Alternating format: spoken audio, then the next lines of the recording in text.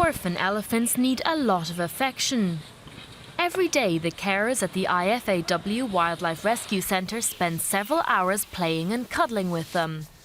Experience has shown that otherwise they waste away.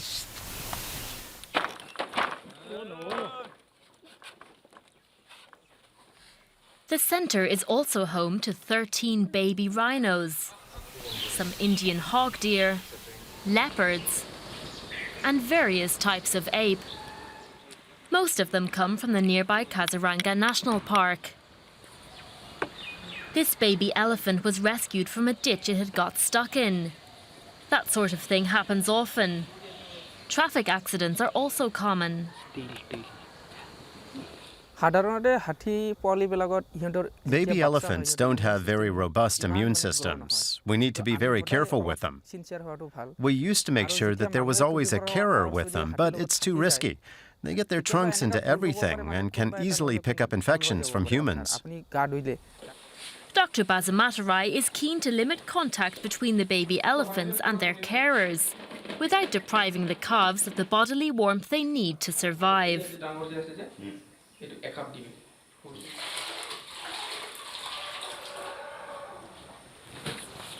These two baby elephants are now sharing their quarters. There's a yard they can play in and a roofed hut where they can sleep.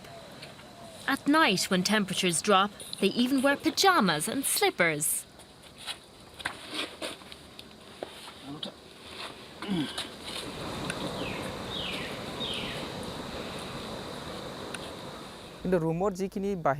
We do our best to look after the calves in a species-appropriate way.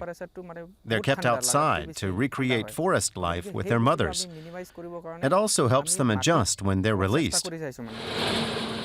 In Assam, animals and humans live in close proximity. The road connecting the Kaziranga National Park with the veterinary clinic is one of the busiest in the region. The state's main industries are tourism and agriculture. Working elephants are a common sight. Tea plantations line the hill slopes. Assam tea is world famous.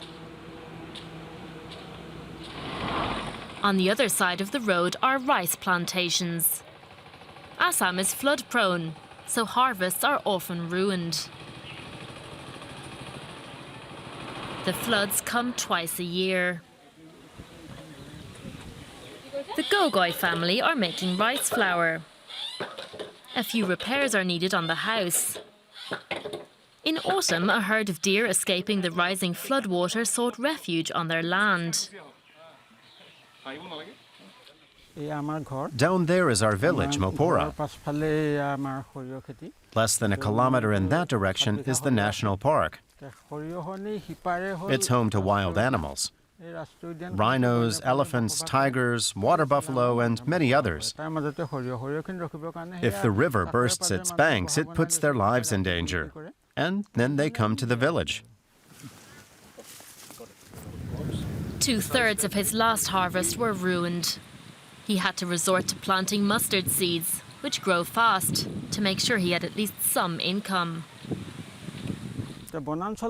Our problems are mounting.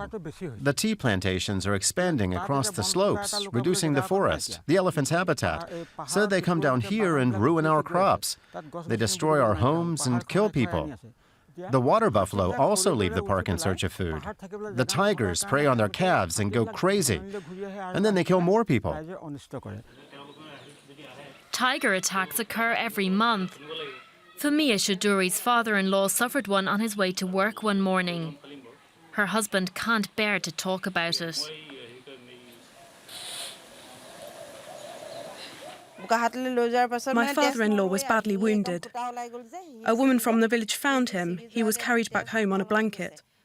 We took him to hospital, but he'd already lost so much blood, he died on the same day. Children aren't allowed to play outside in the mornings and evenings when the danger's most acute. In the national park, the animals are allowed to roam free. Its rhinoceros population is one of the most stable in the world. But to locals, it feels like the government cares more about wildlife than it does about humans.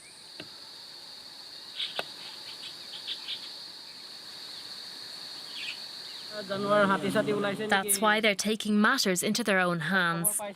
Every night, local men patrol the border to the national park. They use torches to scare off any roving animals. Torches wouldn't be much use if the animals turned aggressive. But it makes people in the village feel safer. Okay.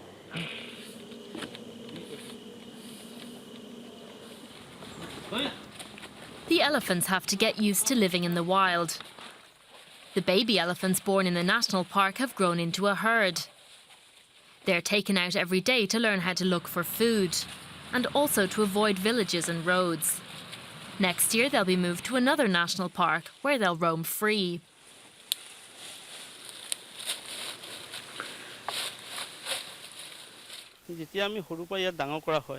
We raise them and feed them with bottles. It's always very sad when we have to take them to the Madras Park. Sometimes I go there and call them, and they come and see me. But it's good to see them in their habitat, in the wild, where they belong.